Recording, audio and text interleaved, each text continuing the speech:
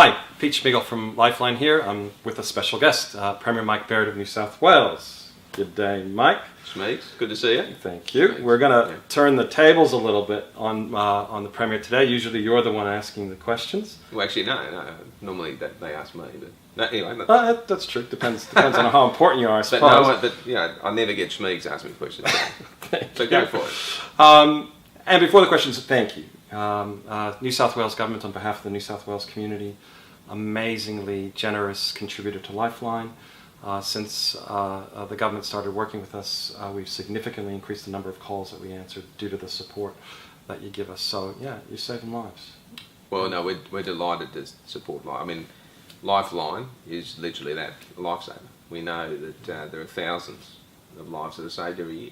Yeah. There's literally a group of volunteers and obviously some professional help sort of that comes together and just does such an important service. So it's our absolute privilege to help Lifeline. Oh, thank you for that. Terrific Lifeline Centre in the Northern Beaches. Yep. About 600 volunteers doing the right thing in your own electorate, which is great.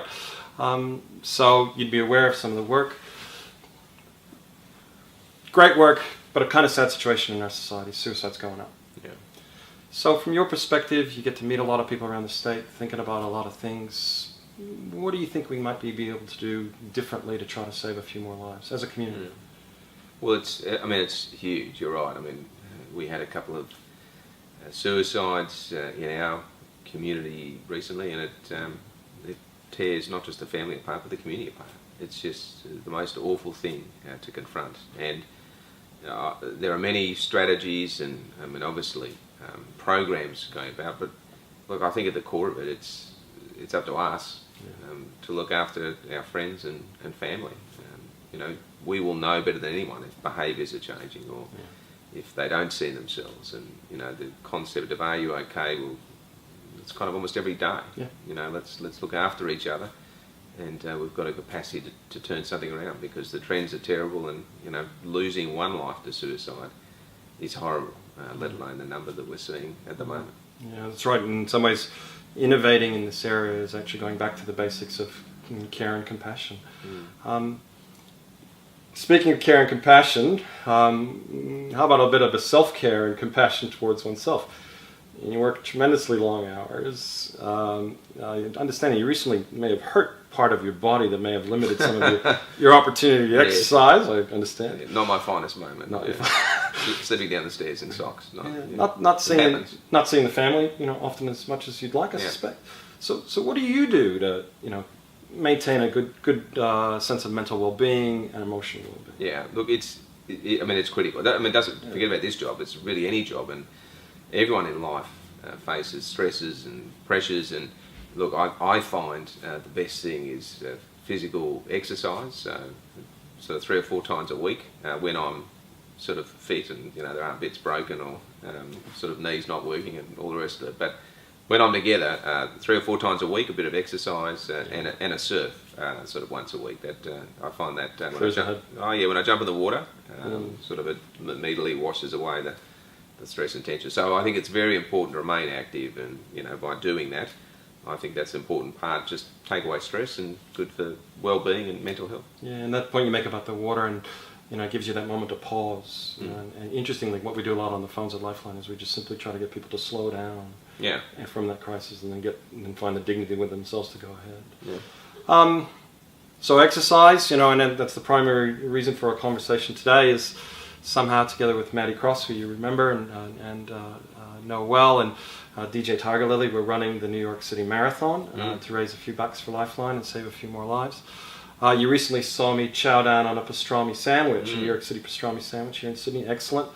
Would you recommend that as part of my training routine for the New York City Marathon? Look, I would call it an unusual approach to marathon training, but look, whatever works. Right. Okay. And you've always kind of challenged the norm. Right. Okay. So maybe it's a pastrami-led New York Marathon victory. Well, look, I don't know. I don't know whether you're going to win, but I'm thinking about it. I don't know if I want to embarrass too many people, but look, you can see from my form that I'm kind of natural marathoner's body, so I'm thinking about not training at all actually until I get to New York. So we'll see. And finally, Premier, we were talking about New York and this is something that we share. You had a New York City childhood, Yeah. as I had a New York City childhood. Your New York accent is appalling, by the way. It used to be a cracker. So, because when I first got into school, all of the kids, and I was in primary school before high school in New York, and they all sat around and they asked me to say 80.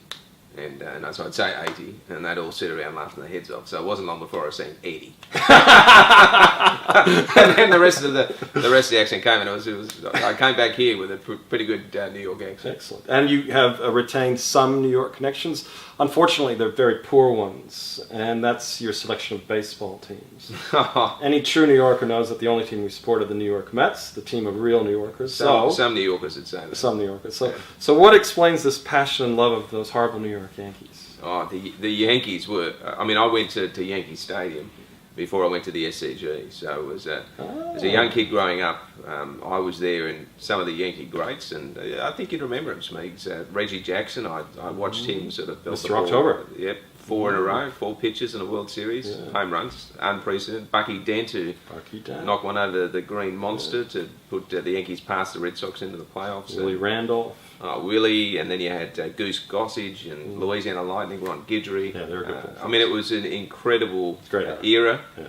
And I still reflect back incredibly fondly. And used to go out there with my mum, predominantly. She loved the Yankees as well, and my dad came along. But fantastic. It was great childhood memories, and I still stay in touch. And the Yankees, at the moment, interesting. They've got a few baby bombers going, so they've got some young guys in there that are doing incredibly well. Everyone thought they were out when they traded away their stars, but... it's good to see him. So look, I've always respected the Mets, and obviously there's not the same animosity to Yankees fans. They're not as... I think Mets fans are okay, but Mets fans, they hate Yankees. Well, look, most of America hates Yankees fans. Well, look, as I'm pounding the pavement there in New York City over 42 kilometers, I'll bear that in mind, but I'm also very happy to report that the marathon does not go into the Bronx. It does go through Queens, which is home of the New York Mets, and that's only fitting, of course. Of course. Premier, thank you so much. Your support and the government support and New South Wales public support, whether it's in the grant funds or whether it's helping our marathon efforts, truly appreciated. We've got a lot of work to do, but we think we are going in the right direction in terms of trying to save some more Australian lives. And it's only by doing that together. And your message, look after each other, I think is a really important one. Yeah. And here's your Lifeline honorary pin. Awesome. Well, thanks, Shmigel. And pleasure. Can I just say, on your behalf, to everyone, Shmigel is a great man, and this is an incredibly important cause. Obviously, we know the work of Lifeline, so if you can support him, make sure you do, because I think we know where the money's going and the difference it could make. So, Shmigel, all the best for those 42.2 kilometres. I hope that you have many pastrami pastrami sandwiches between now and then, and mate, do us proud. Thank you very much. All the best.